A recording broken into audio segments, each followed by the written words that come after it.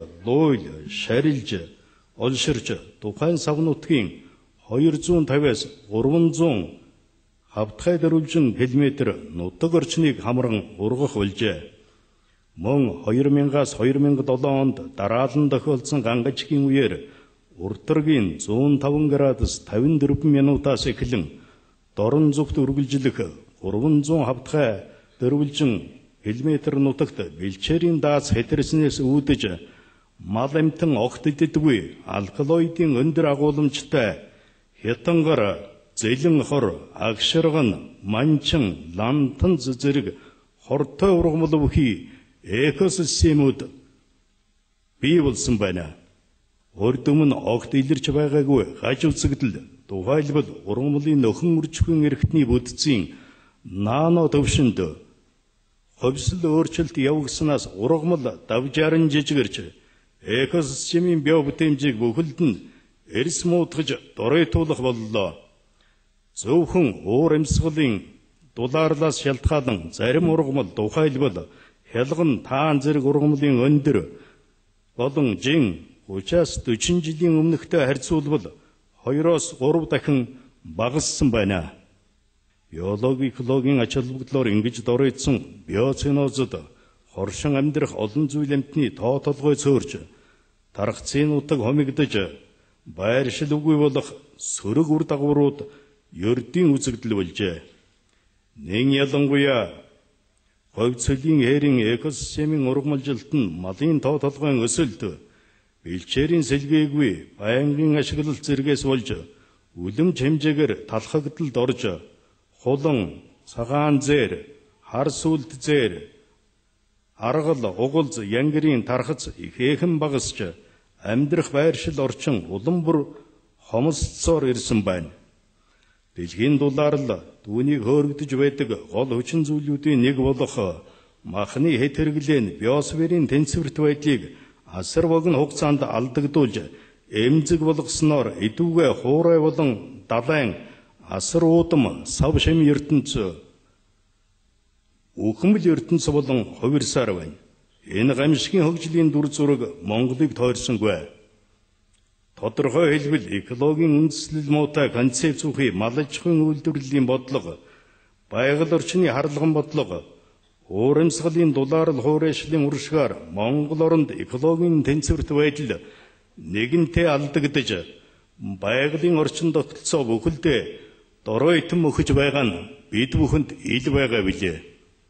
Бидний буруутай үйл ажиллагаанаас болж амьтны аймагт зарим шавжийн зүйлийн тоо толгой байгалийн зохицуулалтгүй болж хэт олширсноос тухайлбал Сибирийн хүр хорхой, өрөөсгөл хүр, Яакобсоны төөлөөр, шинэсний шилмүүс хуулагч гэсэн 4 зүйлийн шавж Монгол орны ойн 80% гэмтээж сүйтгэд байна.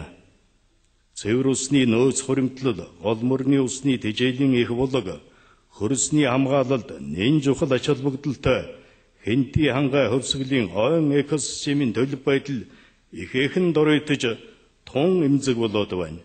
Сүүлийн 25 жилд дэлхийн дулаалал ба хуурайшлын шууд ба дам нөлөөгөөр гарсан ойн түүмэрт 1.2 сая га талбайн ой устжээ.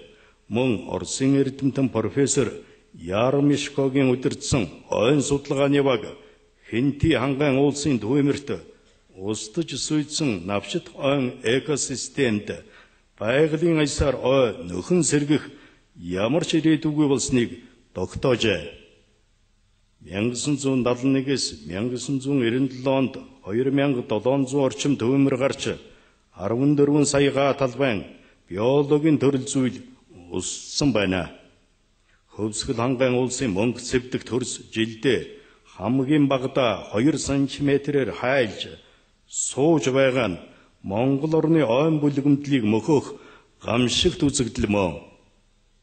Мөн хуурай уур амьсгалтай манай орны хувьд усны хуримтлал, усны гормыг тогтворжуулах цэнгэг усны нөөц, олон голуудын усны тэжээлийн их улаг болдог төдийгүй гоцховор биологийн төрөл зүйлийн голомт нутаг нь болдог үнэлж баршгүй ач холбогдолтой 14 хэв шимжийн намгийн экосистем нь эдүүгээ тус орны нийт нутаг дэвсгэрийн талбайн дөнгөж 1.7% эзэлж байна.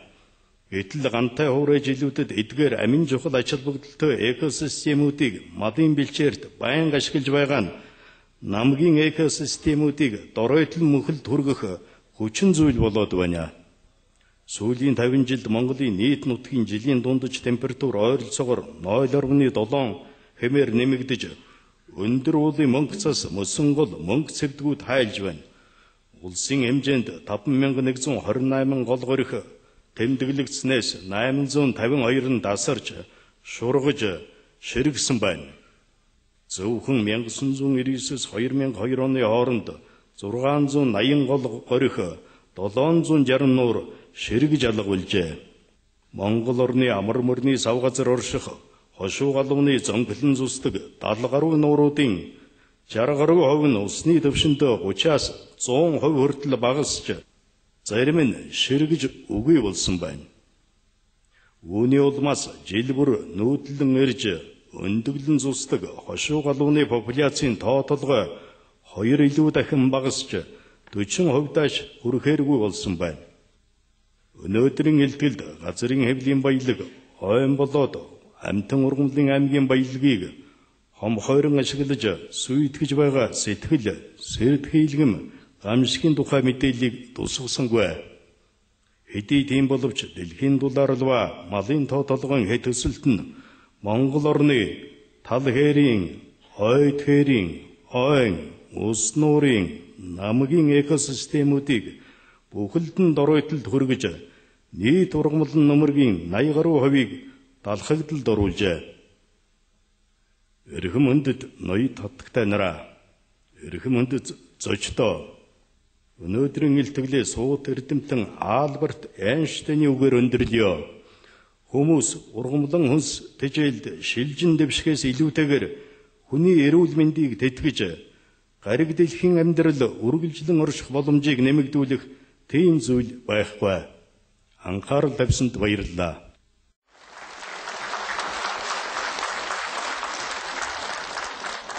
Thank you, Professor Ball.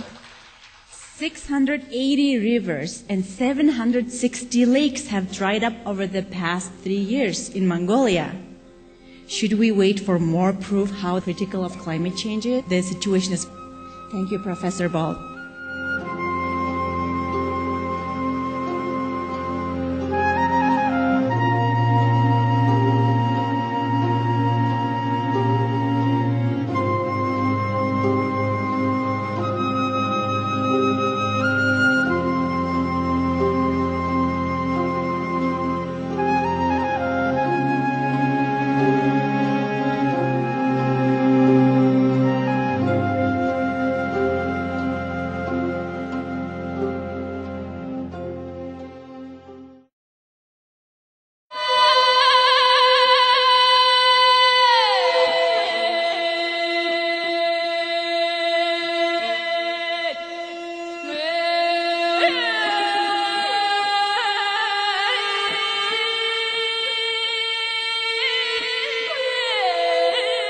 Өнөөдрийн манай ухаарлын үгс нэвтрүүлгийн дугаарыг сэтгэл гарan үзэн суугаа үзэгч та бүхэндээ баярлалаа.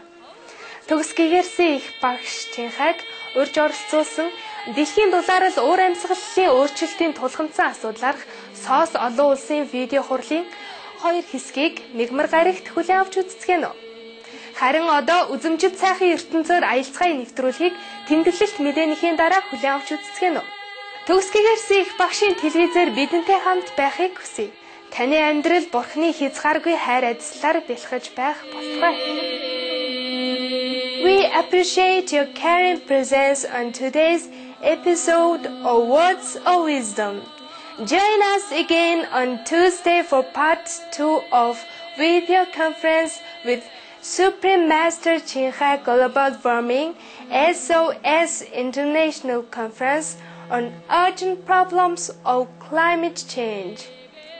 And now, please stay tuned for a journey through aesthetic realms. Coming up next, right after noteworthy news. Please stay with us on Supreme Master Television. May your life overflows with God's boundless love and blessings.